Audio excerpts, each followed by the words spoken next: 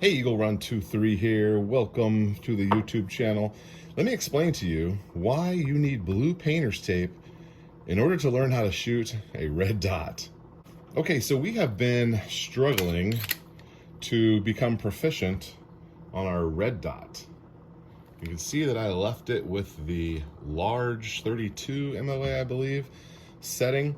So we went to the range the other day. This is the third or fourth time that I've shot this gun. And I have a little clip here, and I think you're going to notice something interesting about it.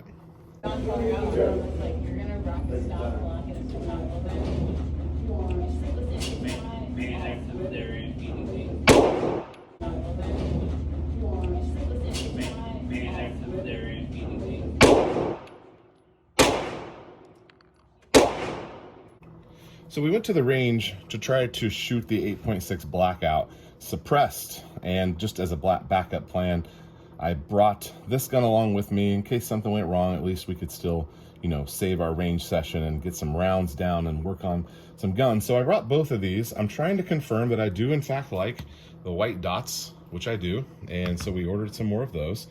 A couple other guns need those, and I also just want to get better at this stinking red dot. I want to crack this code about how to get good at this. And so when I went to the range was packed. It was so busy. It wouldn't have been a good day to shoot suppressed anyway. They had a huge event going on. The company Staccato, which makes this really high-end, I think it's like, I don't know, I think it's like a 1911. But maybe it's a 2011. I don't know much about Staccato. I know that they're not in my price range. That's pretty much what I know about those guys. But I have a buddy who works there, and so they got me in and they let me go over kind of where the Staccato people were shooting. And apparently you could come in and shoot a couple rounds through their gun, try them out and see what you think, which was pretty cool. I've never been to an event like that, and I did not get to shoot a Staccato. I would have had they offered, but nobody offered.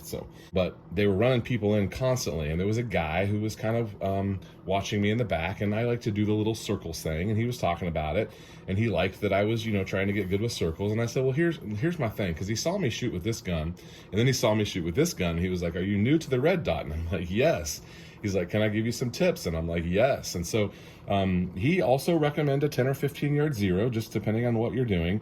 But he put a sticker over the front of my lens, and he told me that while I'm training and getting used to this, that I could, and several of you guys commented on this too, remove the front sight if it's bothering you. You can just simply take it off and put it back on later.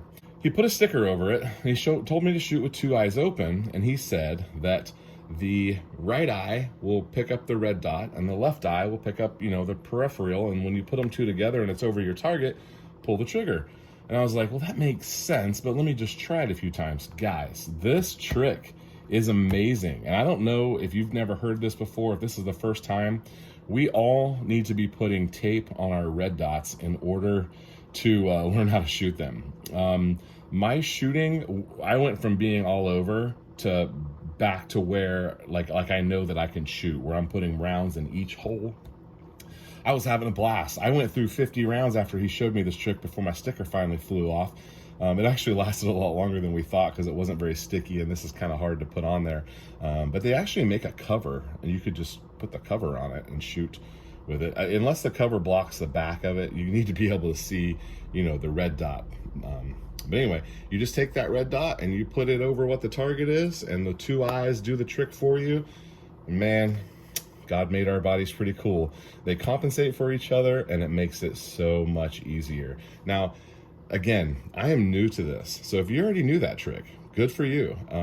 Nobody had shared it with me yet, and I know there's a lot of really smart people in the comments, and so I wanted to make sure that you guys knew that trick, because if you don't know the trick, try it, because it is revolutionary. And I left after one range session being 1,000 times more confident in my red dot skills. It was really amazing. It's as if they should put that in the Hollow Sun, how to do this book, because it's that revolutionary to me. So very happy with this situation. I feel like I've got a good 10 yard zero, and this gun has no malfunctions. So now that we have a dot and it's no malfunctions, I'm gonna go ahead and say this gun is good to go. I now have 3 or 4 P80s that are in the good to go category. as far as their function is flawless enough that given quality ammo and things like that, I would rely on them. And now that I know how to use a red dot, I'm feeling good about this. So now I'm just super jazzed. I want to take this back to the range. I want to put red dots on other guns. Okay, so here's a question for you. So I think I've got maybe 3 or 4 other slides that have RMRs, either slots. Like this one doesn't even have a cover. This one does have a cover. And I think there's 1 or 2 other ones that have slots. Now these are all RMR, which pretty much limits me to this Hollow Sun, or I can go really high end and get that Trigicon. Previously, I wasn't necessarily upset with Hollow Sun. I was just upset with red dots in general. In fact, I made a video that's called I Hate Red Dots, and I think that video just posted over the weekend.